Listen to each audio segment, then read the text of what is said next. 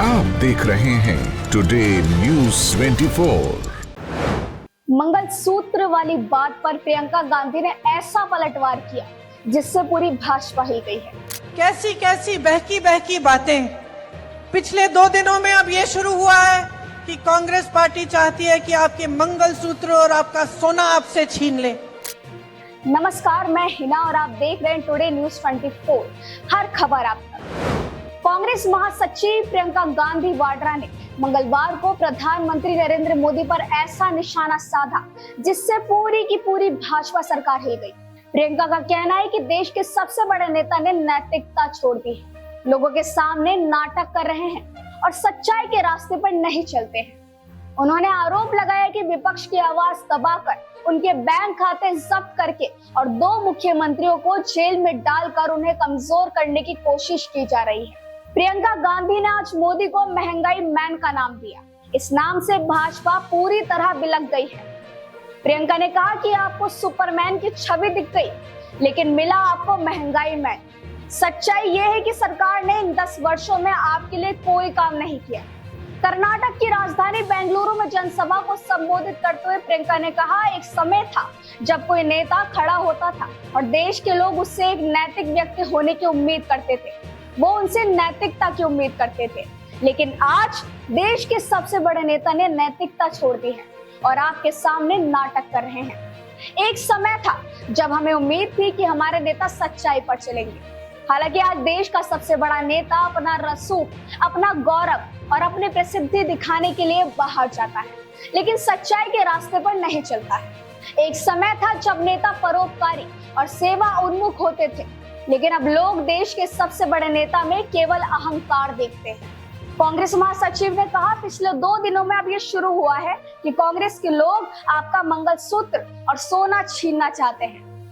प्रियंका ने मोदी के इस बयान पर पलटवार करते हुए कहा, 70 सालों से देश स्वतंत्र है, 55 सालों के लिए कांग्रेस की सरकार रही, तब क्या किसी ने आपका सोना छीना और आपके मंगलसूत्र छीने? जब देश में जंग हुई थी तब इंदिरा गांधी ने अपना सोना देश को दिया था और मेरी माँ का मंगलसूत्र इस देश को कुर्बान हुआ है। कैसी कैसी बहकी बहकी बातें। पिछले 2 दिनों में अब ये शुरू हुआ है कि कांग्रेस पार्टी चाहती है कि आपके मंगलसूत्र और आपका सोना आपसे छीन ले। 70 सालों से ये देश स्वतंत्र है, 55 सालों के लिए कांग्रेस की सरकार रही है, किसी ने आपसे सोना छीना, आपके मंगलसूत्र छीने? इंदिरा गांधी ने अपना सोना, जब जंग हुई थी, अपना सोना देश को दिया। मेरी माँ का मंगलसूत्र इस देश को कुर्बान हुआ है। अगर मोदी जी मंगलसूत्र का महत्व समझते तो ऐसी बात नहीं कहते। जब नोटबंदी हुई तो उन्होंने महिलाओं की बचत छीनी, किसानों के विरोध के दौरान 600 किसानों की जान चली। क्या मोदी जी ने उन विधवाओं के मंगलसूत्र के बारे में सोचा? जब मणिपुर में एक महिला को नग्न कर घुमाया गया तब मोदी जी चुप थे। क्या उन्होंने उनके मंगलसूत्र के बारे में सोचा? आज वो वोट के लिए महिलाओं से ऐसी बातें कह रहे हैं, उन्हें डरा रहे हैं कि ताकि वो डर कर वोट करें। प्रियंका ने कहा कि सच्चाई के रास्ते पर चलना और दूसरों की सेवा करने के भाव के साथ देश की सेवा करना हिंदू परंपरा के साथ साथ राजनीतिक परंपरा भी रही है। सभी पिछले प्रधानमंत्रियों ने अपनी पार्टी से जुड़े होने के बावजूद देश के लोगों के लिए समर्पण के साथ काम किया, लेकिन आज नरेंद्र मोदी की सरकार पर झूठ हावी है।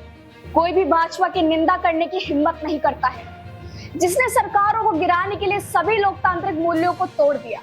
और प्रियंका गांधी की बात में दम तो है। अगर कोई भी देश का नागरिक मोदी के खिलाफ जाता है तो उसको जेल में डाल दिया जाता है।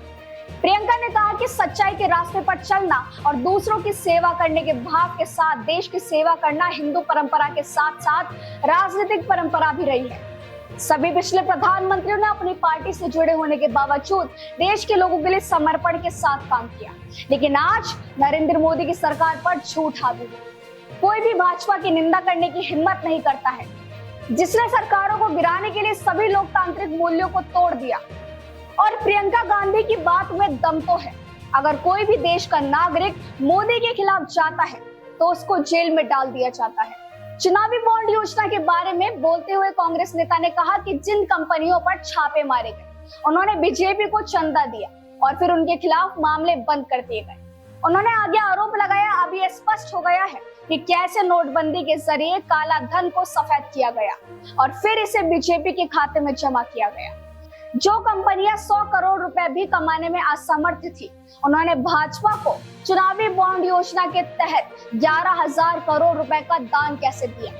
विपक्ष को भ्रष्ट कहकर निशाना बनाया जाता है, लेकिन वास्तविकता ये है कि भाजपा भ्रष्ट है और उसने पिछले 10 वर्षों में देश को गुमराह किया है। तो प्रियंका गांधी की इस बात में कितनी सच्चाई है, हमें कमेंट करके जरूर बताइएगा और हमारा चैनल टुडे न्यूज़ 24 को सब्सक्राइब करें और लाइक करना बिल्कुल ना भूलें।